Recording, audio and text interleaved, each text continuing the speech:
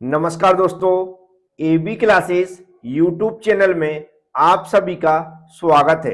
आज का सब्जेक्ट है इंडस्ट्रियल इंजीनियरिंग एंड मैनेजमेंट और आज हम लोग इस सब्जेक्ट में समझेंगे इकोनॉमिक बैच क्वांटिटी पर आधारित कुछ न्यूमेरिकल क्वेश्चन। क्योंकि आपके सिलेबस में दिया गया है कि इकोनॉमिक बैच क्वांटिटी पर हमें न्यूमेरिकल क्वेश्चन सॉल्व करना है और एग्जाम में पूछे भी जा सकते हैं। तो चलते हैं, स्टार्ट करते हैं।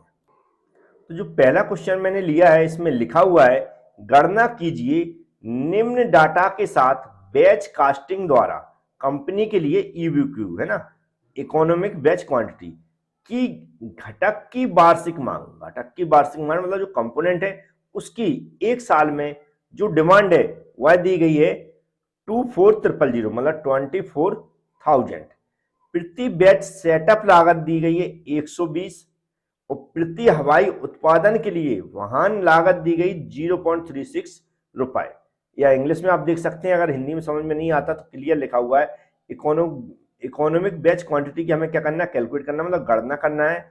For the company Y batch costing with the following data, कुछ डाटा दिया गया कंपनी का जिसमें क्या लिखा, annual demand of component. Annual demand मतलब एक साल में जो कंपोनेंट की डिमांड है वह दी गई 24,000 और सेटअप कॉस्ट दी गई पर बैच कितनी 120 और vehicle cost per year production कितना दिया गया 0.36 रुपए। तो जो भी डाटा सबसे पहले उसको हमें क्या करना, नोट करना है, उसके बाद इसकी कैलकुलेशन करना है। तो कैसे नोट करना, क्या कैलकुलेशन करना है, ये बिल्कुल ध्यान से समझते हुए चलना है। सबसे पहले हम लोग क्या लिखेंगे, यहाँ पर गिवन लिखेंगे।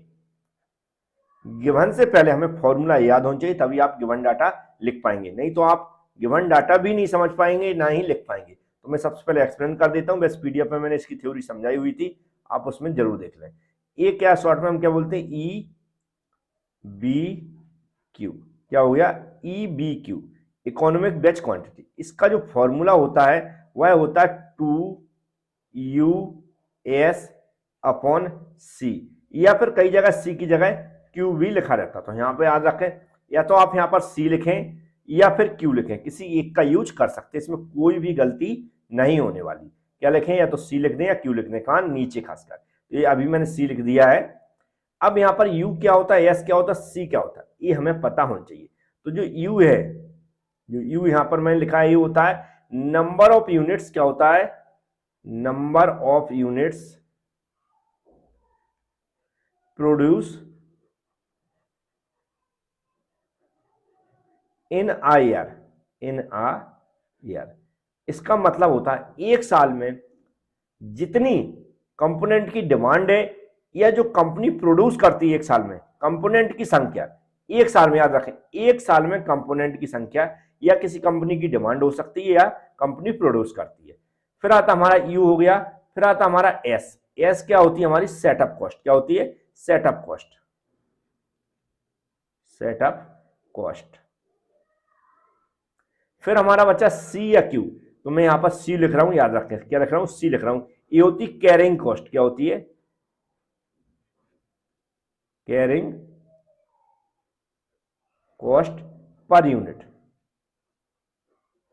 कैरिंग कॉस्ट पर यूनिट जो है लिखी, cost per unit year production. तो ये हो गया सी या फिर क्यू, जिसमें से जो भी आप यूज करना चाहें वो आप लिख सकते हैं। अब ये तो हो गया डिस्क्रिप्शन जो यहाँ पर डाटा दिया गया। अब हम देखो लिखेंगे, जैसे यहाँ पर देखो लिखा हुआ क्या, कैलकुलेट द ईओक्यू फॉर। अब यहाँ देखो एनुअल डिमांड फॉर कंपनी, एक साल में जो किसी कंपनी को जो डिमांड है प्रोडक्ट की वह कितनी है, नंबर ऑफ प्रोडक्ट, यहाँ लिखा number of unit production in a year. Number of unit का मतलब होता है जो भी प्रोडक्ट है उनकी संख्या। तो यहाँ पर कितनी दी गई 24,000। तो हम लोग यहाँ पर क्या लिखेंगे, U इक्वल कितना दी है 24,000 और ये क्या है, यूनिट है, कंपोनेंट की संख्या, इसलिए इसमें कुछ ऐसा ही छोड़ देंगे। फिर हमें क्या लिखना है, एस लिखना है। तो सेटअप कॉस्ट, देखो सेटअप कॉस्ट कितनी दी गई 120, 120 और क्या है रुपए है। तो हम यहाँ पर क्या लिखेंगे, कॉस्ट मतलब रुपए होता है, यहाँ रुपए में दिया गया तो हम इसको रुपए लिख देंगे।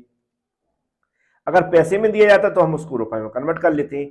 अब क्या दिया गया यहाँ पर, क्यू या सी, तो आप सी या क्यू दोनों में से कुछ भी यूज कर सकते हैं। ये क्या दी गई यहाँ पर, vehicle cost per year production, ये कितनी दी गई 0.36, कितनी है 0.36 36 रुपए। ये हमने जो डाटा गिवन है उसको नोट कर लिया। बहुत ही सिंपल न्यूमेरिकल क्वेश्चन होते हैं। हमें सिर्फ क्या करना है, यहाँ पर फॉर्मूला लगा देना। क्या लिखना है, ई बी क्यू लिख देना है, इक्वल यहाँ पर ऐसा रूट लगा देना है, तो फॉर्मूला लिखना 2as बटे सी या फिर क्यू, है ना। अब यहाँ पर हम इक्वल करते हैं, फिर ऐसा रूट लगाना है मुझे।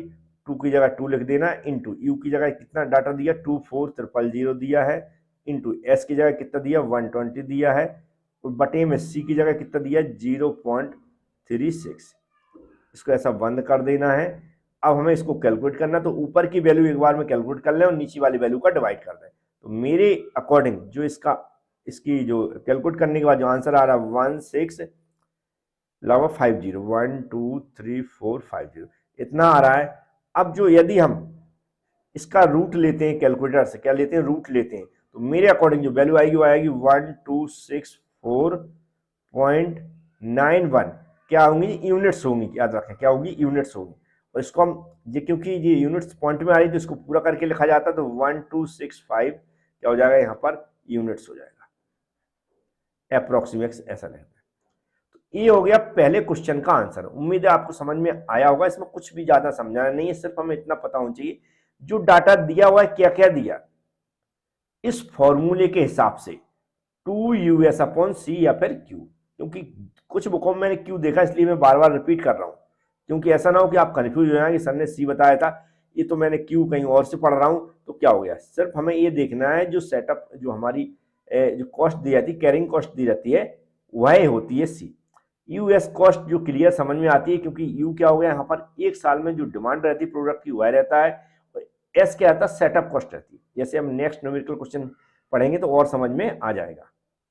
सेकंड क्वेश्चन में लिखा है, एक ठेकेदार को प्रतिदिन 10,000 पेपर फोन की आपूर्ति करना है। एक कंपनी है या कोई ठेकेदार है, उसको हमें कितना करना है, एक दिन में कितने, जो यहाँ पर लिखी 10,000 पेपर फोन की आपूर्ति करना है। वह एक बार में 25,000 पेपर को प्रतिदिन का उत्पादन कर सकते हैं। पेपर फोन की वाहक लागत मतलब कैरिंग कॉस्ट 2 पैसे दी गई, कितनी 2 पैसे दी गई कैरिंग कॉस्ट, तथा सेटअप कॉस्ट दी गई 18 रुपए। उत्पादन कितनी बार रन करना चाहिए, मतलब ना क्या निकालना, हमें इकोनॉमिक बैच क्वांटिटी निकालना है। तो ये जो हमें इसको निकालना है, ये लिखा how many times of production run. तो इसको हम कैसे निकालेंगे, फॉर्मूला हमें पता ही है वही। तो सबसे पहले हमें क्या करना है, गिवन डाटा लिखना है। तो गिवन डाटा हम देख रहे हैं, सबसे पहले हम लोग क्या क्या करते हैं, जो यू रहता है, यू, इसको देखते हैं कि यू क्या गिवन है। यू क्या है, एक साल में प्रोडक्ट की डिमांड, कितने, एक साल में प्रोडक्ट की डिमांड ये कितनी है, एक दिन की है, कितनी है, एक दिन की है, याद है कितनी है, एक दिन की। तो एक दिन की कितनी, यहां पर 10,000। और जो हमारा यू क्या होता है, ये एक साल में प्रोडक्ट की डिमांड रहती है, कितनी, एक साल में प्रोडक्ट की डिमांड रहती है। तो इसमें हम कितने का 365 का मल्टीप्लाई कर देंगे तो हमारी एक साल की डिमांड आ जाएगी। तो इसका मल्टीप्लाई करेंगे तो लगभग हो जाएगा 36540 1 2 3 4। ये आ गई हमारी नंबर ऑफ प्रोडक्ट। कैसे आए, यहां पर एक दिन के प्रोडक्ट दिए थे और एक साल की डिमांड क्या होती है, यू होती है। तो एक साल की डिमांड हमने 365 का मल्टीप्लाई करके निकाल ली। अगर मान लो ये जो डिमांड है, ये जो रहती है, अगर ये एक महीने की रहती है और एक साल की निकालने होती, तो यहाँ पर हम मल्टीप्लाई कितने का करते, 12 का मल्टीप्लाई करते, क्योंकि ये एक महीने की दी रहती है। कई बार क्वेश्चन बदल देते हैं, एक महीने की डिमांड दे दी उनने, तो यहाँ पर एक साल की निकालने के लिए कितने का, 12 का मल्टीप्लाई करना पड़ेगा।